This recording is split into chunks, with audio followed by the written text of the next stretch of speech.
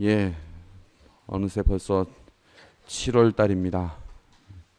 오늘은 진짜 날씨가 완전 여름 날씨 다 됐네요. 예. 제가 아직까지 초등학교부터 지금까지 합치면 시험을 정말 많이 봤겠죠. 여러분들도 마찬가지겠지만 여러분들은 특히 이번 올해 저한테서 시험을 좀 보셨는데, 제가 아직까지 시험 보면서 별로 그렇게 실패라는 걸 해본 적이 별로 없거든요. 딱 한 번 있었습니다.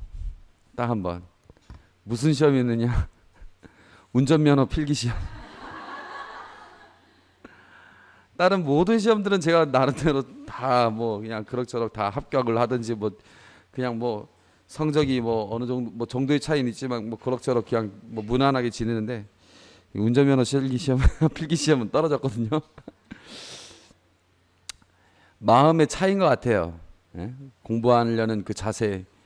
아유, 진짜 그, 그 문제집 한 권을 정말 그거 한번 보기가 정말 싫더라고요. 정말 그냥 어거지로 그냥 뭐 대충 해가지고 했는데 역시 안 되더라고요. 안 돼. 다음에 볼 때는 아유 그래도 한 번은 풀자 해가지고 그냥 한 번 대강 풀고 해서 겨우 합격했는데, 여러분들도 그 이제 마판이고 다음 주면 이제 우리가 마지막인데, 마지막까지 유정의미를 잘 거둘 수 있도록 마음가짐을 새롭게 해서 우리가 이 공부를 왜 하고 있는지, 뭐 다른 사람 눈치 때문에 공부하는 것도 아니고, 뭐 여러분들 뭐 취직에 도움이 되어서 공부하는 것도 아니고, 여러분들이 성서 말씀을 몰랐던 부분들을 새롭게 알고 좀 더 여러분들이 성서를 읽는 데 있어서 좀 더 한 구절 한 구절 또 의미 있게 다가가기 위해서 이 자리에 모였던 그 본래의 그 취지, 그 생각들을 다시 한번 하셔가지고 오늘 날씨 무덥지만 기쁜 마음으로 같이 공부했으면 좋겠습니다. 지난주는 우리가 이제 사제 피정을 했고, 그래서 2주 만인데, 지지난주에 우리 요한복음 배웠던 거 여러분들 기억나는 거 있습니까? 뭐가 있는지 한번 얘기해 볼까요? 표징. 표징의 책이면서 또 영광의 책이다. 그 얘기했고, 그래서 1장부터 12장까지 표징이고 13장부터 21장까지 영광의 책이라고 그랬죠. 그 다음에 또 무슨 얘기 나왔죠? 요한복음에 대해서 맨 처음에 설명을 하려면 뭐부터 해야 되겠어요? 여러분들이 누군가한테 요한복음에 대해서 설명을 할 때 뭐부터 얘기를 해야 될 것 같아요?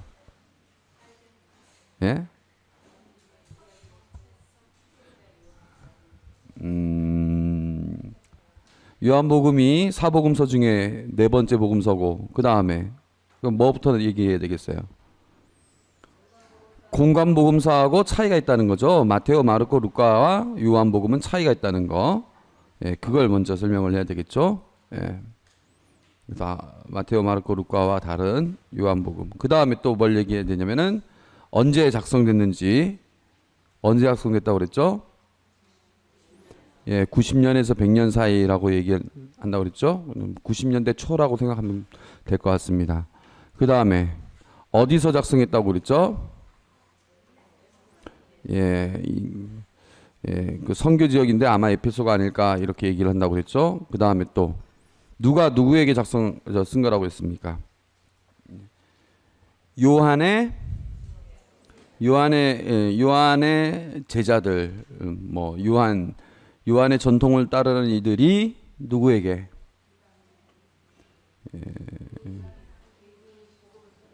이미 신앙이 자리 잡아 있는, 이미 신앙심이 있는 신자들에게 쓴 거라고 그랬죠.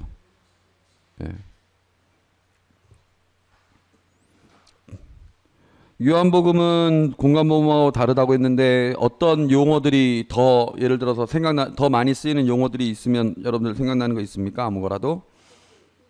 표징. 또 그러면 공관복음에선 표징이란 말 대신에 무슨 말을 썼습니까? 기적. 그리고 또 생명. 그 공간복음에서는 무슨 말을 더 많이 쓰죠? 하느님 나라. 예, 둘 다 구원의 또 다른 표현이에요. 구원의 표현으로 그 공간복음에서는 하느님 나라. 그다음에 그 요한복음은 생명 이렇게 되는 겁니다. 또 머물다. 증언하다는 표현도 많이 나왔다고 그랬죠. 선포하다라는 말 대신에 증언하다는 표현. 또 아버지라는 말도 많이 나왔다고 그랬고. 예. 예, 좋습니다. 일단 이 정도로 일단 여러분들이 지난번에 배웠던 거 다시 한번 생각해 봤고요. 그럼 오늘은 이제 요한복음 제가 진짜 언제쯤이면은 제가 제 성서를 신구약 성서 좀 오늘은 복음 텍스트를 함께 보도록 하겠습니다. 그래서 그 요한복음 우리가 구조를 보면 그 지리적으로도 물론 볼 수 없는 건 아니에요. 그러나 지리적인 것보다도 여러 가지 기준으로 볼 수 있는데 우선 그 가장 대표적인 거 한 가지만 제가 얘기를 했습니다. 뭐 축제 중심으로도 볼 수 있고 뭐 지리 중심으로도 볼 수 있고 그런데요.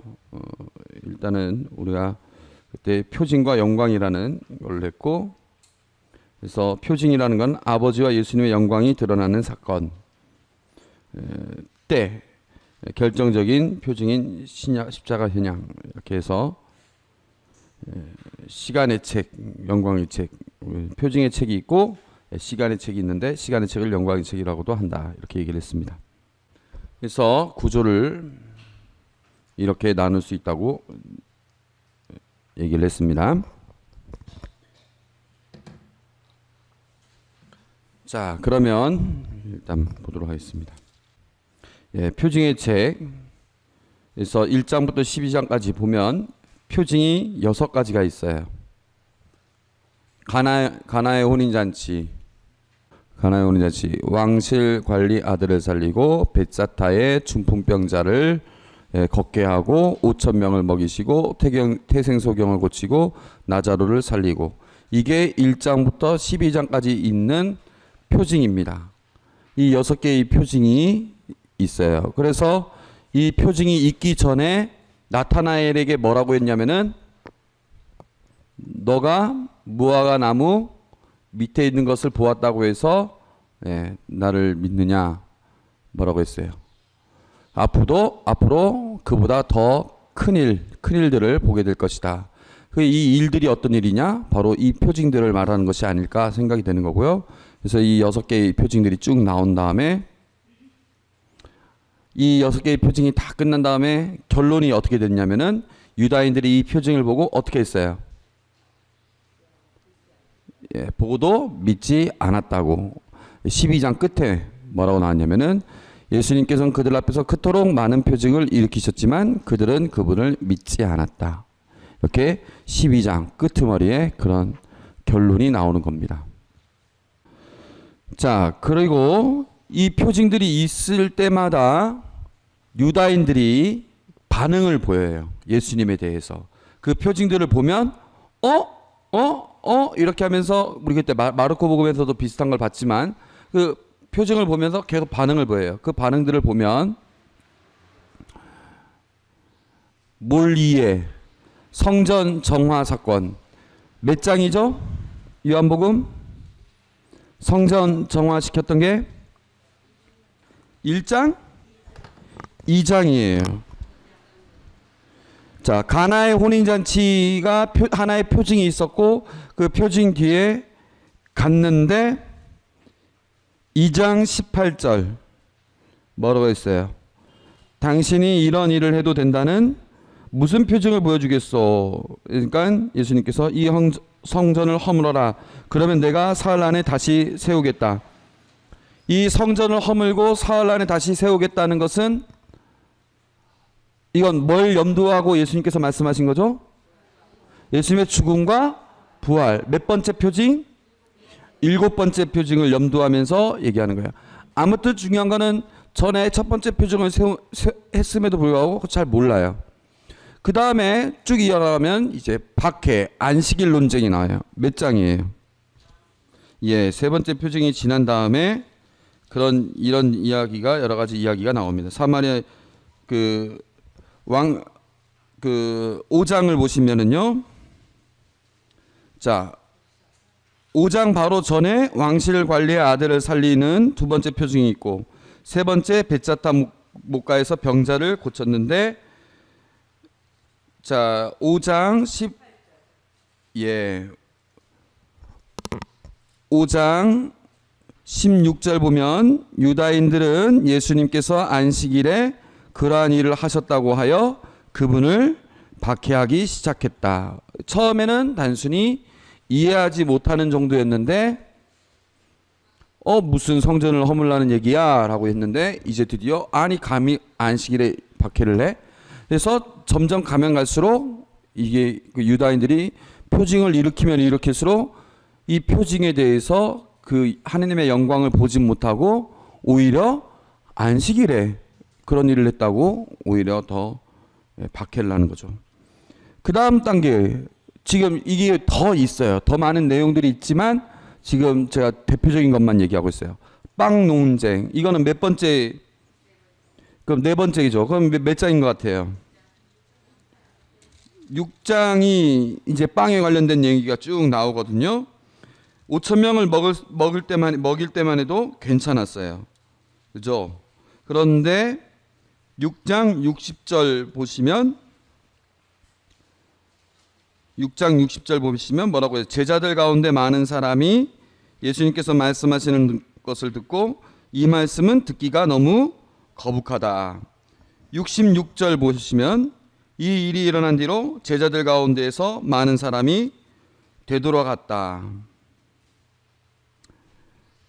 그 다음에 예수님의 형제들이 믿지 않고 쭉 이제 그 계속 이야기가 나와요. 그래서 7장 32절 예수님을 두고 여러 가지 이렇게 이게 계속 빵의 기적 이후로 쭉 계속 이어져 나오는 내용인데 예수님을 잡으려고 하죠. 그 다음에 7장 43절도 보면 그들 가운데 몇몇은 예수님을 잡으려고 한다. 이런 내용이 나오죠. 그래서 점점 더 심해지고 드디어 12장에 가면 태생소경을 고친 것도 지난번에 제가 한번 이야기를 했지만 태생소경을 고치고 그냥 쭉 이어져서 나와서 보면은 12장에 드디어 죽이려고 결심을 합니다. 그래서 10장 31절 32절도 마찬가지고 그 다음에 12장 45절부터 57절까지. 그래서 제가 지금 말씀드리고자 하는 요지는 뭐냐면 1장부터 12장까지는 예수님의 표징들이 있는데 이 표징들을 통해서 예수님은 이 표징들을 통해서 영원한 생명이 우리에게 주어졌고 하나님의 영광이 그 안에서 드러나고 정말 예수님을 믿게 하기를 원했는데 이 표징이 있으면 있을수록 점점 더 어떻게 되냐면은 유다인들은 오히려 예수님을 더 이해하지 못하고 더 걸림돌이 되고 그래서 죽이려고 결정하기까지 이르게 되는 거죠. 이 12장까지 내용이. 됐죠? 그래서 때가 점점 무르익어 가는 거예요. 때가 점점 무르익어 가는 거예요. 그 달걀이 며칠 있어야 부화가 되죠? 20일 정도 되죠? 그러면 이제 그 안에 있는 것이 때가 차지 않았을 때는 말랑말랑한 그냥 계란이겠지만은 이게 때가 차면 찰수록 이게 점점 굳어져 가지고 안에서 생명력이 드디어 병아리가 나오기 시작하면서 안에서 축축축 쫓기 시작하면서 그러면서 이게 딱 때가 차야 이게 그 달걀이 쫙 나올 거 아닙니까? 마찬가지로 이 표징이 무르익어 가면 무르익어 갈수록 유다인들의 마음은 더 굳어져 가지고 죽이기로 결정하면서 때가 차게 됐고 12장 때가 딱 되면 드디어 믿지 않는 것들도 가득해지고 예수님도 그 표징이 더 이렇게 가면서 결국엔 때가 왔습니다. 이렇게 되고 그래서 마지막 표징의 때가 오게 되는 거죠. 13장부터. 그래서 그 제가 기적이라는 말 대신에 표징이라는 말을 썼던 이유에 대해서는 제가 지난번에 한번 말씀을 드렸어요, 여러분들한테. 그 표징의 의미에 대해서. 이걸 좀 더 제가 이렇게 보면은요. 그때 당시에 그 사상 중에 신플라톤주의, 뭐 또 뭐 영지주의 뭐 이런 사조가 있었어요. 그 안에서의 내용을 보면 그냥 복잡하게 그 뭐 철학적인 내용 다 생략하고 간단하게만 보면 이 세상에 현실의 세계가 있고 그 현실의 세계는 우리가 살고 있는 세계인데 이게 진짜가 아니라 가짜라는 거예요. 여러분들 영화 매트리스 보신 분들이 계신지 모르겠는데, 예, 좀 약간 그 좀 젊은이들이 좋아하는 그 영화인데 우리가 보이는 이 세계가 다 현상 세계다. 우리 저 불교에서도 좀 비슷한 얘기하죠. 이게 참 세계가 아니라 이거는 불완전하고 이거는 그다지 덜 중요한 세계고 뭐 이렇게 얘기를 해요. 그러면 이 세계 이전에 무슨 세계가 있냐면은 더 중요한 세계가 있어요. 뭐냐면은 이데아의 세계, 영의 세계가 있다는 거죠. 이 세계는 현재 우리가 살고 있는 세계를 지탱해 주는 힘, 진짜. 그래서 뭐 이런 식의 내용이에요. 이런 식의 내용인데 그래서 현실 안에 있는 여러 가지 것들 중에서 가끔씩 어떤 거를 보면 이것을 보면 우리가 지금 보지 못한 이데아의 세계가 어떻겠구나. 이것을 보면 이데아의 세계가 어떻겠구나. 그걸 알아볼 수 있는 몇 가지 신호들이 있어요. 이 안에. 예, 그 신호들이 있는데 현실의 세계를 통해서 이데아의 세계를 알아볼 수 있는 여러분들 혹시 고등학교 때 그 플라톤의 뭐 동굴의 비유 뭐 이런 거 기억나시는지 모르겠습니다만 예, 하도 오래돼 가지고 잘 모르시겠죠.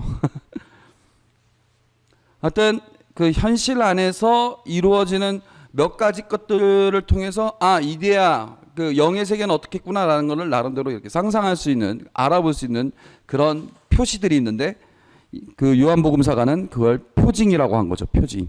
예수님께서 그 하느님의 세계, 영의 세계를 알아볼 수 있도록 이렇게 해주는 그런 표징들을 보여주셨다. 뭐 대강 이렇게 여러분들이 이해하시면 되겠습니다. 그래서 표징이라는 말을 썼다. 이렇게 나중에 좀 이따가 좀 더 표현 제가 더 알기 쉽게 설명하도록 하겠습니다. 이게 아까 그 1장부터 12장까지였고요. 그 다음에 13장부터 21장은 최후의 만찬, 영광 받으심, 부활하심 이렇게 나눌 수 있습니다. 그래서 때가 차온 거죠. 13장 1절에서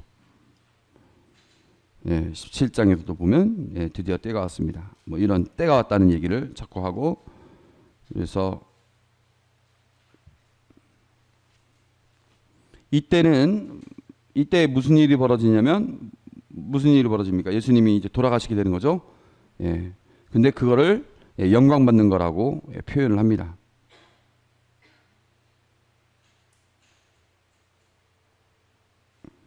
제가 지난번에 마르코복음 그 설명할 때 여러분들한테 얘기했었죠. 그 성당의 십자가들 중에서도 우리가 이제 고난받는 예수님의 모습을 보여주는 거는 이제 마르코복음의 그 예수님 그 십자고상이라고 말할 수 있다면 그 이미 십자가에 달려 있는데도 왕관을 쓰고 딱 영광스럽게 가지고 오히려 강복하는 것 같은 그런 영광의 십자가가 있는데 그거는 무슨 복음의 것과 관련된다고 볼 수 있냐면 요한복음이라고 제가 그랬죠. 예수님께서 이미 돌아가시는 그 순간이야말로 가장 영광받는 순간이라고 그렇게 얘기를 했죠. 그래서 이 정도로 일단 얘기하고요. 이제 또 텍스트를 보도록 하겠습니다. 먼저 머릿말을 보겠습니다. 요한복음 1장. 요한복음의 머릿말을 우리가 또 뭐라고도 얘기하죠? 로고스 창가라고도 하죠. 로고스 창가. 예. 로고스 창가라는 말을 쓰는데 이 로고스라는 말이 여기서 뭘로 번역이 된 거예요, 지금. 말씀이라는 말을 로고스라고, 원어에서는 로고스라고 합니다. 예. 그래서 이 로고스에 대해서는 뭐 자세히 뭐 설명을 하는 건 생략하고요. 로고스 한 구절만 한번 볼까요? 그러면 예. 집회서 24장을 한번 봅시다. 집회서 24장. 24장에 보면 집회서 24장에 보면 지혜는 자신을 찬미하고 자신의 백성 한가운데서 자랑하리라. 지혜는 지극히 높으신 분의 모임에서 입을 열고, 여기서 보면은 지혜가 마치 사람 이름처럼, 그렇죠? 자신의 군대 앞에서 자랑하리라. 나는 지극히 높으신 분의 입에서 나와 안개처럼 땅을 덮었다. 지금 여기서 나는 누구예요? 예, 지혜죠. 예. 나는 높은 하늘의 거처를 정하고 구름 기둥 위에 내 자리를 정했다. 나 홀로 하늘의 궁창을 돌아다니고 시면의 바닥을 거닐었다. 바다의 파도와 온 땅을 온 백성과 모든 민족들을 다스렸다. 나는 누구의 땅에 머물까 하고 이 모든 것 가운데서 안식처를 찾고 있었다. 그때 만물의 창조주께서 내게 명령을 내리시고 나를 창조하신 분께서 내 천막을 칠 자리를 마련해 주셨다. 그분께서 말씀하셨다. 야곱 안에 거처를 정하고 이스라엘 안에서 상속을 받아라. 한 처음 세기가 시작되기 전에 그분께서 나를 창조하셨고 나는 영원에 이르기까지 사라지지 않으리라. 나는 거룩한 천막 안에서 그분을 섬겼으며 이렇게 시온의 자리를 잡았다. 그분께서는 이처럼 사랑받는 도성에서 나를 쉬게 하셨다. 나의 권세는 예루살렘 안에 있다. 나는 영광스러운 백성 안에 뿌리를 내놓고 나의 상속을 주님의 목 안에서 차지하게 되었다. 여기서 보면은 지혜가 마치 살아있는 사람처럼 나와 있죠. 근데 여기 지혜는 어떻게 됐어요? 하느님으로부터 창조돼 가지고, 그렇죠? 언제부터 있었냐면 한 처음에 그렇게 창조돼 가지고 높으신 분의 입에서 나왔고, 그래서 그분 앞에서 이렇게 있고 막 이렇다는 내용이죠. 이거 보면은 지혜가 마치 지혜라는 게 하나의 인격체처럼 있네? 이런 느낌이 들죠. 우리는 이걸 뭘로 믿어요?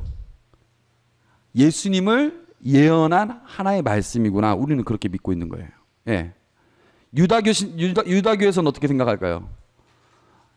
지혜를 이런 식으로 문학적으로 표현한 것 뿐이야. 이렇게 생각하고 있지만 우리는 문학적으로 표현한 것 이상으로 이거는 예수님을 예언한 구약의 말씀이다. 이렇게 얘기를 하는 거죠. 뭐 이런 여기도 있고요. 뭐 또 다른 곳도 몇 개 있는데요. 일단 대표적인 것만 하나만 제가 말씀드렸습니다. 그래서 지혜가 그랬던 것처럼 그 지혜가 하나님 입에서 나오는 것이라고 했죠. 그 지혜라는 말을 그 요한복음은 말씀이라는 말로 표현을 달리했어요. 왜냐하면은 뭐 그리스 안에서 말씀이라는 말, 로고스라는 말이 좀 더 폭넓게 쓸 수 있어서 그런 건데, 그래서 이 로고스 창가, 이 말씀에 대한 이야기예요. 아까 그 맥락하고 이 로고스 창가하고 좀 내용이 좀 비슷해요. 여러분들 보시면 한 처음에 말씀이 계셨다. 말씀은 하느님과 함께 계셨는데 말씀은 하느님이셨다. 이 얘기는 진짜 삼위일체에 있어서 아주 중요한 내용이죠. 말씀은 하느님이셨다. 그분께서는 한 처음에 하느님과 함께 계셨다. 그분을 통해서 생겨났고 그분 없이 생겨난 것은 하나도 없다. 그분 안에 생명이 있었으니 그 생명은 사람들의 빛이었다. 그 빛이 어둠 속에서 비치고 있지만 어둠은 그를 깨닫지 못하였다. 이 내용을 보면 이 말씀이 아까 그 두 가지 세계 중에 하나는 현실의 세계, 하나는 이데아의 세계가 있는데 어느 세계에 있는 거예요 지금? 이데아의 세계라는 곳에 있는 거죠. 그 안에서 하느님과 함께 머물러 있으면서 이 말씀을 통해서 이데아의 그 세계 안에 있는 말씀을 통해서 이 현실의 세계가 창조되었고 모든 것이 그것을 통해서 이 말씀을 통해서 다 움직이고 있는 거예요. 그런 내용들을 지금 얘기하는 겁니다. 자, 이 로고스 창가는 요한복음 전체의 신학에 대한 시적인 표현이다. 이랬던 말씀이 요한의 증언을 받았고 9절 모든 사람 비추는 참빛이 어떻게 됐냐면은 이제 이데아의 세계만 있었던 것이 아니라 다시 현실의 세계로 직접 왔다는 거죠. 그분께서 세상에 계셨고 세상이 그분을 통하여 생겨났지만 세상은 그분을 알아보지 못하였다. 그래서 이데아의 세계에서 현실의 세계에 직접 왔지만, 영의 세계에서 육의 세계로 직접 왔지만 못 알아봤다. 그분께서 당신 땅에 오셨지만 그분의 백성은 그분을 맞아들이지 않았다. 그분께서는 당신을 받아들이는 이들, 당신의 이름을 믿는 모든 이에게 하느님의 자녀가 되는 권한을 주셨다. 이들은 혈통이나 육육이 아니라 남자의 욕망에서 난 것이 아니라 하느님에게서 난 사람들이다. 말씀이 사람이 되시어 우리 가운데 사셨다. 우리는 그분의 영광을 보았다. 은총과 진리가 충만하신 아버지의 외아들임으로서 지니신 영광을 보았다.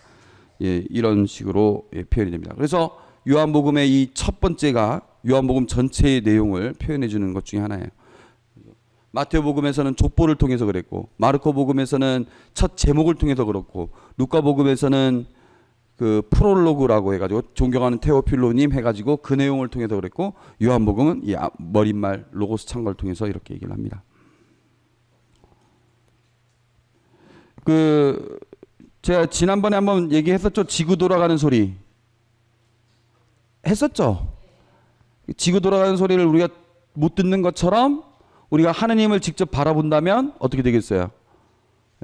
지구 돌아가는 소리를 우리가 들어버리면 우리 귀가 다 터져버린다고 제가 그렇게 얘기를 했었죠. 지구 돌아가는 소리가 있음에도 불구하고 우리 못 듣는다고. 마찬가지로 전 우주를 창조하신 우리가 하느님을 직접 보면, 모세가 어떻게 했어요? 시나이산에서 하느님을 직접 보려고 했지만 하느님을 보게 되면 너는 죽는다고 했었고, 그렇게 하느님과 우리는 거리가 있어요. 하느님의 세계와 우리의 세계가 그렇게 차이가 커요. 그래서 어떻게 했느냐? 우리는 하느님을 어떻게 하면 알아볼 수 있게 됐느냐면은 하느님이 직접 인간이 되신 거죠. 인간이 되심으로써 인간이 되어가지고 우리와 함께 지내면서 하느님을 알아볼 수 있게 된 거죠.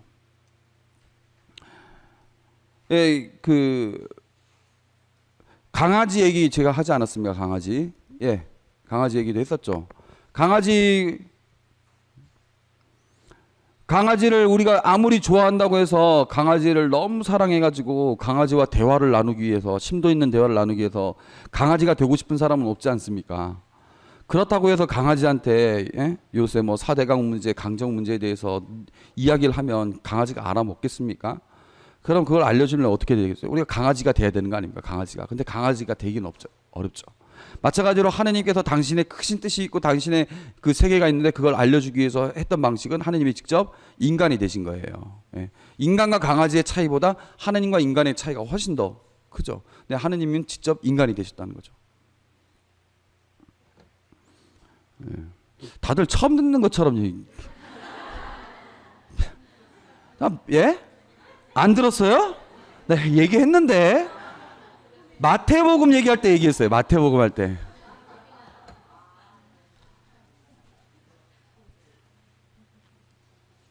얘기 안 했나? 나중에 동영상으로 확인해 볼까? 분명히 나는 얘기했다고는 생각이 드는데. 지구 돌아가는 소리는 얘기했죠? 안 했다고요? 나 진짜 나 분명히 했는데. 정말. 얘기했어요. 했어요. 그래서 대충 하려고 했더니 막 다들 저게 뭔 얘기지 막. 그러면 다른 비유를 하겠습니다. 다른 비유를. 이건 안 했던 것 같아. 지난번에 이제 내가 그 표징 이야기하면서 우리 형 저기 편지 얘기했었는데 그건 기억나시죠? 2주 전이니까. 이 얘기도 한 건지 안 했는지 제가 잘 모르겠는데, 우리 집이 이제 제가 어렸을 때가 바로 저 재민신협자리가 우리 집 있었던 데입니다. 그래서 제가 태어날 때가 망해가지고, 우리 집이 망해가지고 서문통에 살다가 제가 태어날 때 망해가지고 이쪽으로 이사 와가지고 여기서 이제 구멍가게, 만화방, 그다음 분식점은 여기 신성여고였으니까 이제 신고생들, 신중생들 와가지고 막 분식점 하다가 이제 식당 하다가 식당 하면서 우리 2차 주에 끝나면 그 신자들 우리 집에 딱 와서 막 밥 먹어 가면 이제 제가 이제 주님의 기도를 하면 막 50원씩 주고 100원씩 주고 막 진짜 6살 때 주님의 기도 외운 사람입니다. 그러다가 이제 해장국집 차리면서 지금 이제 다 우리 있었던 자리는 다 신협이 돼 버렸는데 중앙신협에서 우리가 해장국을 팔았거든요. 제가 초등학교 2학년 때부터. 해장국을 파는데 이제 뭐 가게하고 집하고 이렇게 붙어 있었는데 6학년 때 이제 집 지어서 이사 갔는데 근데 집이 망했었기 때문에 그 빚도 많았고 빚 갚아가면서 맨날 막 일수 찍으러 오는 것도 제가 여기서 봤었고 다들 뭐 그렇지만 아무튼 그 장사가 뭐 잘 될 때도 있고 안 될 때도 있지만 잘 되기 시작하면은요 막 막 힘들어요 막. 뭐 제가 힘들어봤자 얼마나 힘들겠습니까만은 아무튼 제 어린 마음엔 참 힘들었어요. 막 마늘 빠야지, 콩나물 다듬어야지, 예? 그 다음에 우린 파는 게 해장국밖에 없었으니까 해장국 제가 기억나는 게 한 700원부터 시작했던 것 같아요. 700원, 800원, 900원, 1000원, 1100원, 1200원, 1300원, 1700원, 뭐 2000원, 2500원 해가지고 요새는 뭐 6000원까지 올라갔던데 그때 제가 기억나는 게 이제 1300원. 그러면 이제 그 손님이 많이 올 때는요 일일이 계산기 두들기기가 바쁘니까 아버지가 이 금고 옆에 이렇게 표시를 했어요. 1, 1300, 2, 2600, 3, 3900, 4, 5200 이런 식으로 해가지고 그렇게 해야 몇 명 하면 몇 명 얼마 플러스 막걸리 뭐 착착착 하면 바로 탁 나오지 않습니까? 그러니까 그런 식으로 이제 장사를 했는데 이제 그게 기억이 나요. 그래서 이제 하여튼 그 뭐 주일날 아침에 뭐 만화 영화도 하고 뭐 재밌는 거 많은데 뭐 그런 거 막 보려고 하면은 뭐 집안 정리해라 뭐 해라 하면서 막 뭐 마늘 빨아 뭐 콩나물 다듬어라 뭐 나와서 뭐 식당 뭐 서빙해라 치워라 뭐 손님 받아라 어쩌고 막 그랬던 기억들이 가끔 있어요. 그럼 난 그게 싫은 거죠. 그러니까 막 성당에만 일부러 막 붙어 있는 거죠. 막 일하기도 싫고. 그랬었는데 그렇게 그 집에서 일하는 게 또 막 그 싫고 막 그 해장국 파는 것도 아유 우리 또 하필이면 꼭 식당 해가지고 이렇게 막 이러냐 이런 생각도 저런 생각 많이 했었는데 언젠가 이제 그 제가 군대에서 갑자기 무슨 생각이 들었냐면은 이 해장국을 여러분들 해장국이 만드는 거 보시면 끓여 보신 분들 알겠지만 선지 끓이고 그 다음에 육수 끓이고 그 다음에 배추 삶고 콩나물 이렇게 해가지고 이렇게 해서 한번 그 건더기를 놓고 해가 국물 놓고 다시 한번 또 빼요. 건더기에 좀 국물이 맛이 좀 들어가라고 그렇게 해서 또 다시 붓고 올리고 그 다음에 좀 약간 양념들 좀 더 올리고 해서 갖다 놓고 뭐 놓고 다 치울 때 또 그것도 치워가지고 이렇게 하지 않습니까? 1년의 과정이 있지 않습니까? 이 1년의 과정이 끝나야 얼마를 버냐면 1300원을 벌어요. 그렇죠? 이걸 도대체 몇 번을 했을까 그 생각이 들어요. 우리 아들이 넷인데 도대체 그 해장국 그릇을 그동안에 몇 그릇을 팔았을까? 큰형 작은형 나 동생까지 이제 대학 다 나오고 이렇게 빚 다 갚고 집 짓는 데까지 도대체 해장국을 몇 그릇을 팔았길래 우리가 이렇게 됐을까? 해장국 한 그릇을 파는 게 그냥 파는 것도 아니고 그런 일련의 과정들이 있었던 걸 가만히 생각을 해보니까 참 놀라운 거죠. 그러니까 그 부모님이 그런 고생을 했던 걸 딱 생각하니까 참 놀라운 거예요. 놀라운 거예요. 그래서 그때부터 생각을 달리하기 시작한 거죠. 뭐 그 이후로 제가 군대 제대하고 난 다음에는 뭐 저는 뭐 신학생이니까 뭐 집에서 별로 일할 기회도 없었고 또 그때는 가게 따로 집 따로였으니까 이제 뭐 가게 별로 가서 뭐 지내는 시간도 별로 없었으니까 별로 부모님 도와드릴 일도 별로 없었지만 그 이후로부터는 뭐 부모님 도와드리는 걸 기쁘게 생각하고 자랑스럽게 생각하고 이런 생각이 들었던 거죠. 그리고 이제 신부가 돼서 이제 뭐 우리 지금 더 이상 그 해장국집은 안 합니다만 해장국을 먹을 때마다 해장국이 뭐 속풀이죠. 속 쓰릴 때 먹는 거죠. 근데 이 속 쓰린 게 그냥 단순히 위가 쓰려서 쓰릴 때도 있지만 마음이 쓰릴 때가 있지 않습니까? 해장국은 저에게 있어서 어떤 면에서는 속풀이 마음을 풀어주는 국이 되는 거예요. 다른 사람은 그냥 국입니다. 근데 저는 그 똑같은 해장국이지만 똑같은 해장국을 먹는 사람이지만 일반 사람들이 먹는 것과 제가 먹는 거하고 느낌이 달라요. 제가 몰랐던 부모님의 세계가 있어요. 예. 자식으로서는 도저히 이해가 되지 않는 부모님의 세계가 있어요. 예. 여러분들 그런 얘기 많이, 아이고 너도 자식 너 닮은 아들 나와라, 너 닮은 딸 나와라, 그래야 알지 네가 어떻게 알겠냐, 이런 얘기 하지 않습니까?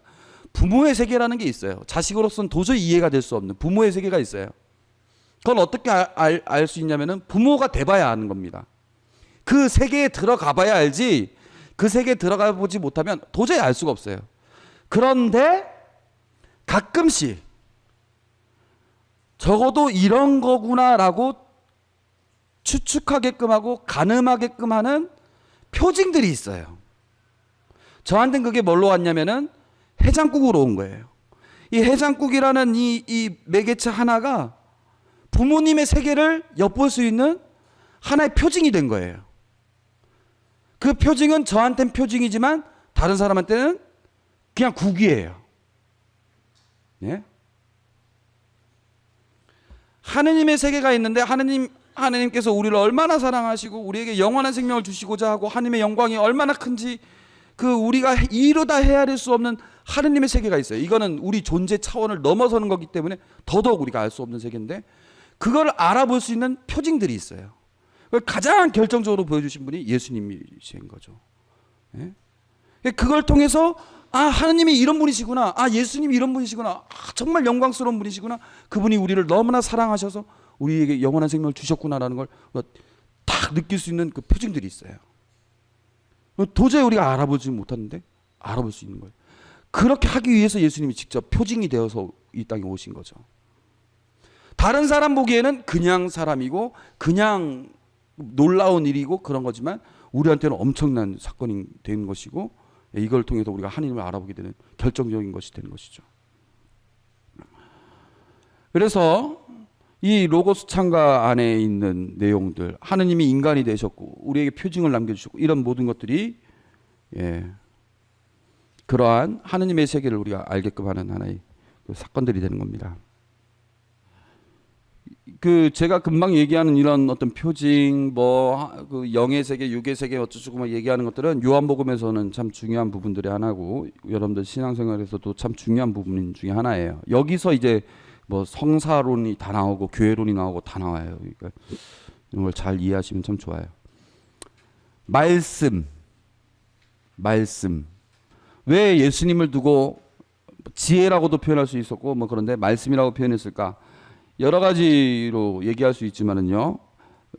중요한 걸로 한 가지만 말씀드린다면은요. 여러분들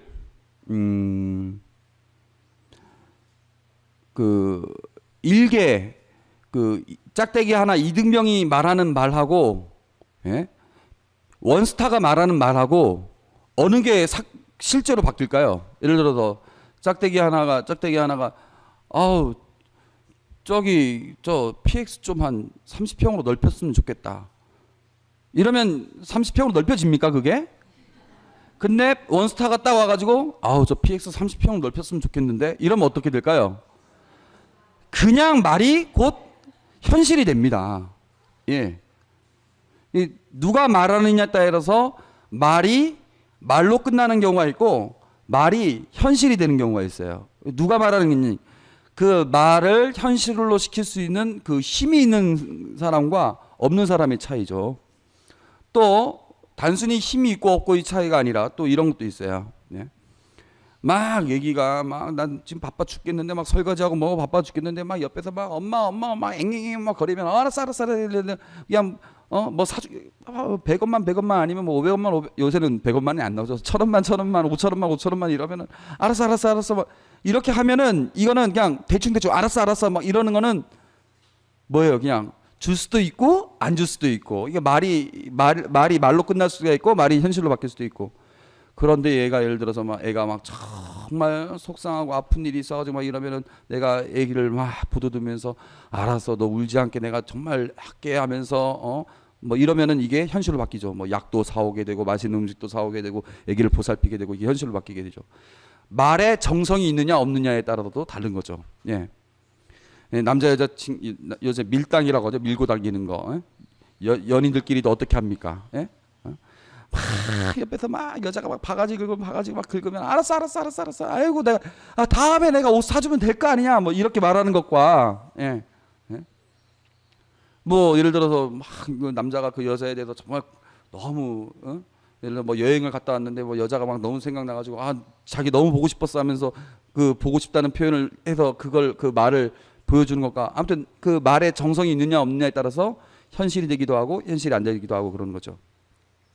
제가 왜 이런 일련의 얘기를 하냐면 말이라는 게 말로 끝날 수도 있고 말이라는 게 실제로 바뀔 수도 있어요. 근데 하느님은 세상을 창조하실 때 뭘로 창조했어요? 말씀으로 빛이 생겨라 하니까 빛이 딱 생겼죠. 이거의 의미를 여러분들이 잘 생각을 해야 돼요. 예? 아무나 빛이 생겨라 해서 빛이 생기는 게 아니에요. 하느님이니까 빛이 생겨라 하니까 빛이 생기는 거예요. 왜? 하느님은 그 말에 합당한 힘을 갖고 있는 분이시고, 두 번째, 그 말에 정성을 쏟아부으신 분이에요. 정성을 쏟아부으신 분이에요. 정성을. 당신 말에 정성이 있기 때문에 말과 사건이 그대로 연결이 되는 거예요.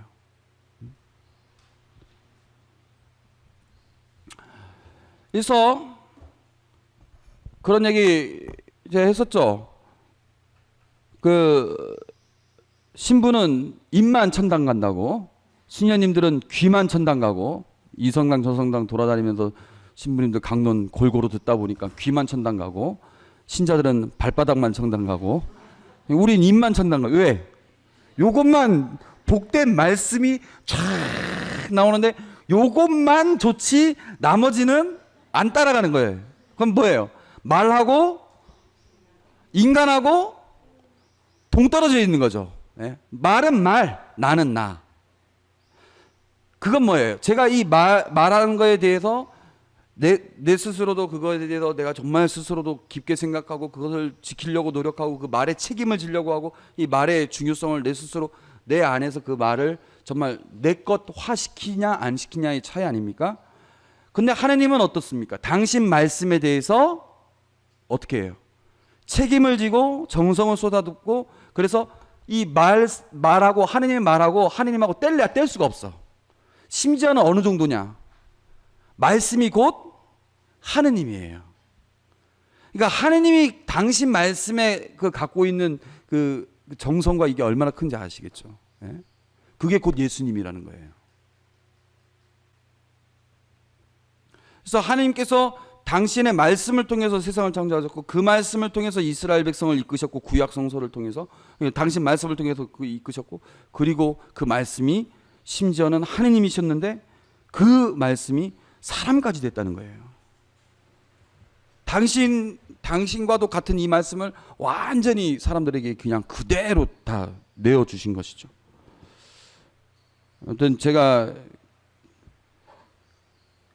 이 말씀의 이 내용 중에 제일 중요한 부분이 이 부분이라고 생각합니다. 그리고 그래서 구약 성서의 그 말씀이라는 말이 다바르라고 하는데, 다바르는 말씀이라고도 번역이 되기도 하지만 사건이라고도 번역이 되고 행동이라고도 번역이 되고 실제라고도 번역이 돼요.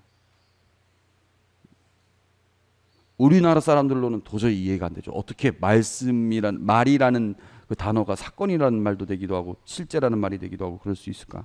근데 그렇다는 거죠. 예, 이 정도로 로고스 창간 대충 넘어가고요. 표징의 책 1, 2만 보고 쉬는 시간 갖겠습니다.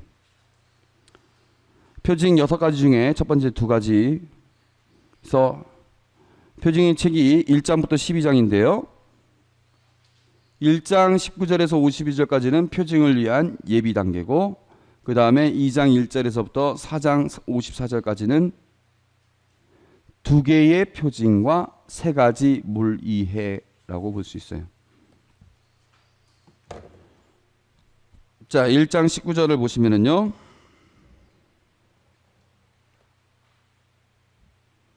세례자 요한의 증언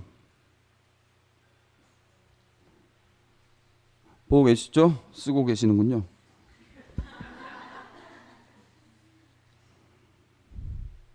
예, 1장 19절을 보면은요. 요한의 증언은 이러하다. 유다인들이 예루살렘에서 사제들과 레위인들을 요한에게 보내어 당신은 누구요 하라고 물었을 때 요한은 서슴지 않고 고백하였다. 나는 그리스도가 아니다. 당신은 누구예요? 엘리야요. 요한은 아니다. 예언자요? 아니다. 그래서 그들이 물었다. 당신은 누구요? 요한이 말하였다. 나는 광야에서 외치는 이의 소리다. 이 내용이 저는 이 세례자 요한의 이 말을 정말 중요하게 생각해야 됩니다. 여러분들 메시아 콤플렉스라고 아십니까? 메시아 콤플렉스라고 들어보셨어요?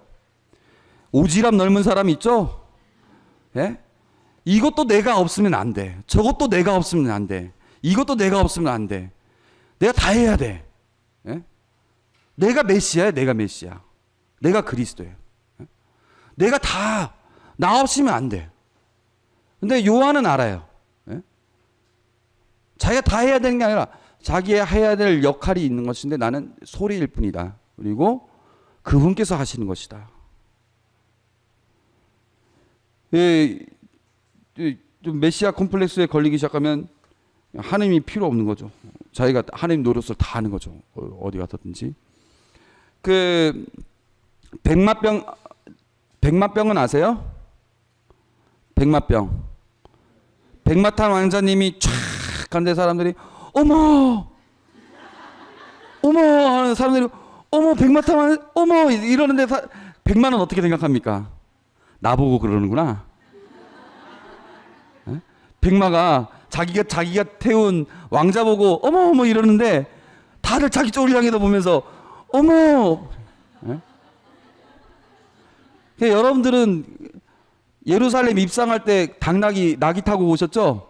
낙이 타고 막 가는데 막 양탄자 깔아주죠. 막 나뭇잎 엮어가지고 막 팔마가지 막 해가지고 호산나 다윗의 자손 임금님께서 오셨네 호산나 막 하는데 나귀가 어떻게 생각합니까?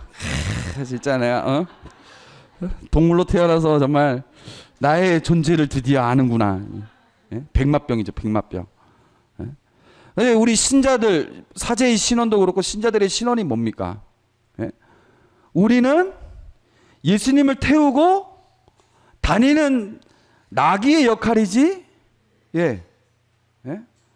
사랑을 내가 누군가에게 사랑을 할 때에는 내 사랑을 주는 것이 아니라 예수님께서 내 안에 들어오셔서 예수님께서 주시는 그 사랑을 나는 전달하는 역할인 거죠.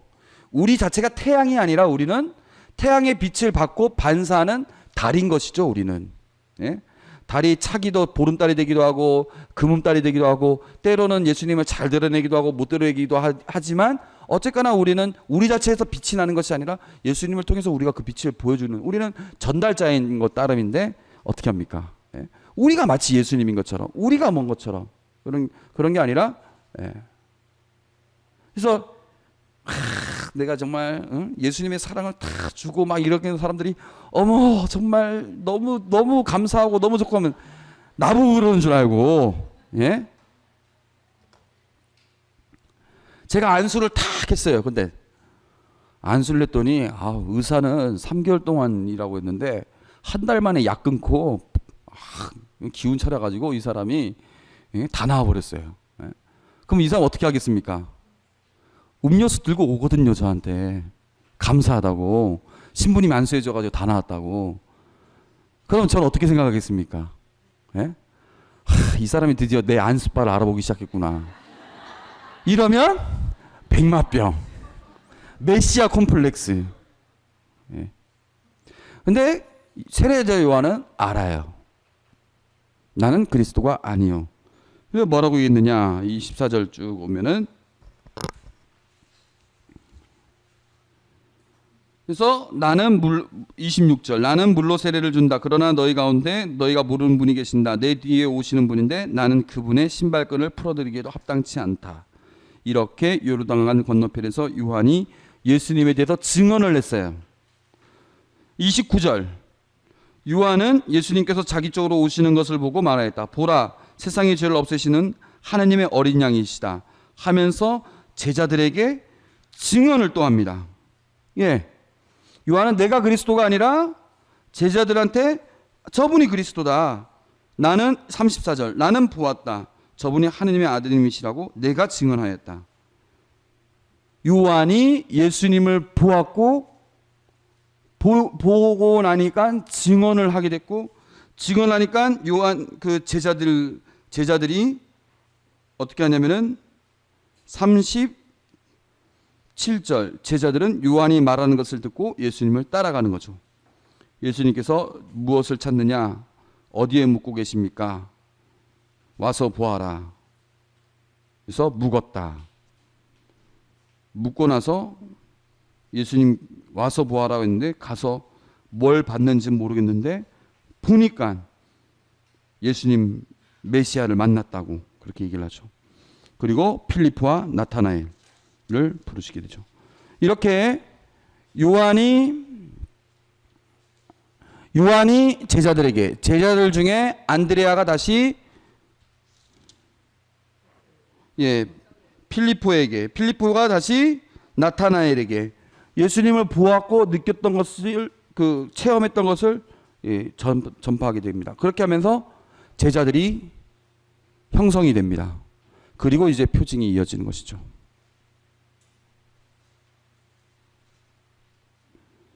와서 보라고 얘기는 와서 보아라 이렇게 했는데 여러분들도 마찬가지입니다. 우리가 예수님이 어떤 분이신지는 가서 볼 수밖에 없는 거예요. 마치 미국 사람에게 된장맛 김치밭을 알려줄 때 뭐 할 수 있는 방법이 어떻게 있습니까? 가서 어떻게든 된장 김치를 자꾸 먹여봐야 알지. 그러지 않고 어떻게 알겠습니까? 체험이 중요한 얘기고 뭐 이 정도로 넘어가고 일단 여기까지 하죠. 좀 쉬고 그 다음에 이제 가나안 혼인잔치 하겠습니다. 여러분들 또 이것도 또 막 써야 되니까 미리 10분 쉬고 하겠습니다.